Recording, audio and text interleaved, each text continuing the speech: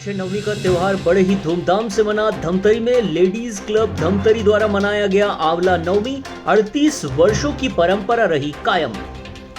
Ladies club Dhamtari बीते 38 वर्षों से सभी पर्वों के साथ साथ बड़े ही हर्षोल्लास के साथ अक्षय नवमी का पर्व भी मनाते चले आए हैं। यह परंपरा आज भी कायम है, जहां लेडीज क्लब की सभी सदस्य 16 श्रृंगार कर आंवला नवमी का पर्व मनाने इकट्ठा हुई। आंवला वृक्ष की पूजा अर्चना के बाद भगवान से परिवार की खुशहाली और सुहाग अमर होने का वरदान मांगकर इस त्योहार को बड़े ही हर्षोल्लास के साथ मनाया गया। जहां आंवला नवमी को अक्षय नवमी भी कहा जाता है। हिंदू शास्त्रों में अक्षय नवमी का दिन बड़ा ही पवित्र माना गया है, जहां भगवान विष्णु इस दिन धरती पर विचरित करते हैं मां लक्ष्मी के साथ, और इस दिन कोई भी मांगलिक कार्य को बड़ा ही शुभ माना गया है। सुहागन स्त्री इस दिन आंवला वृक्ष के नीचे दोपहर का भोजन बनाकर सभी को परोसती हैं और आंवला नवमी का महापर्व बड़े ही धूमधाम से मनाया जाता है। लेडीज़ क्लब की पूर्व अध्यक्ष। आंवला नवमी के बारे में तो सबने सब कुछ बता ही दिया है। बस मैं इतना ही कहना चाहूँगी कि आंवला को हम एक औषधि के रूप में भी देखते हैं। जैसे आंवला नवमी पे हम आंवला की पूजा करते हैं, उसके बाद हम लोग पूजा करने के बाद सब बहनें लेडीज़ क्लब की मिलजुल के सब जो अपने घर से अच्छे व्यंजन बना के लाई हैं, एक साथ मिलजुल कर बैठ के खाते हैं।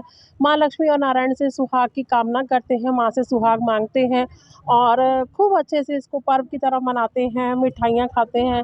तो और आंवले की इस दिन के बाद ही हम आंवले खाने की शुरुआत करते हैं, अचार डालते हैं ताकि औषधि में के रूप में हम उसका सेवन कर सकें। कौशिक, पूर्व अध्यक्ष लेडीज़ क्लब धमतरी।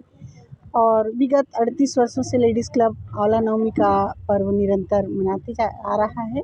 और चूँकि प्रकृति और पर्यावरण सुरक्षा में लेडीज़ क्लब की सतत जागरूकता रहती है, और उसी के चलते चूँकि भारतीय संस्कृति में पूजन, वृक्षों का पूजन, और विशेष जब अक्षय नवमी का पर्व आता है, आंवला नवमी का पर्व आता है, तो ऐसे समय में हम दीपावली के पश्चात अपने सुख समृद्धि शांति के लिए अक्षय ईश्वर भगवान लक्ष्मी और विष्णु नारायण जी ये अक्षय हमारे परिवार और समाज और देश और संपूर्ण विश्व में बनाए रखें, इसी की शुभकामना के लिए हम ये पूजन करते हैं। और इसमें हम ऋतु फल जैसे आंवला, केला, श्रीफल तो हमेशा से ही रहता है, और मौली धागा लपेटकर हम आपस में स्नेह सौहार्द बंधन का संदेश देते हुए आपसी संगठन को बनाए रखने की प्रेरणा देते हैं। इसके अलावा अपना परिचय दीजिए और किस प्रकार। मैं डॉक्टर भारती नायडू,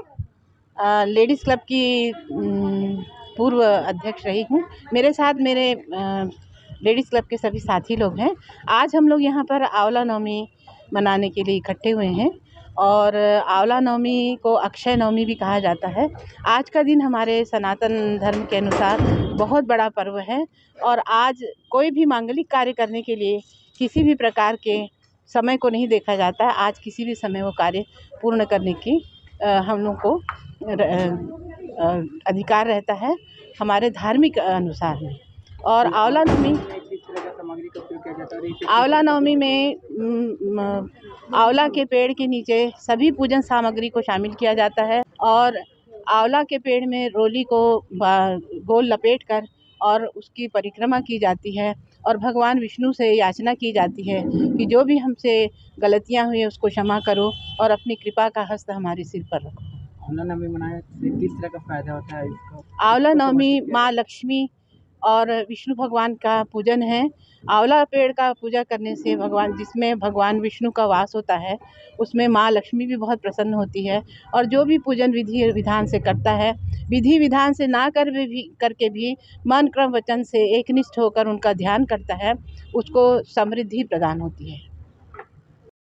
धमतरी से राजू दीवान की रिपोर्ट।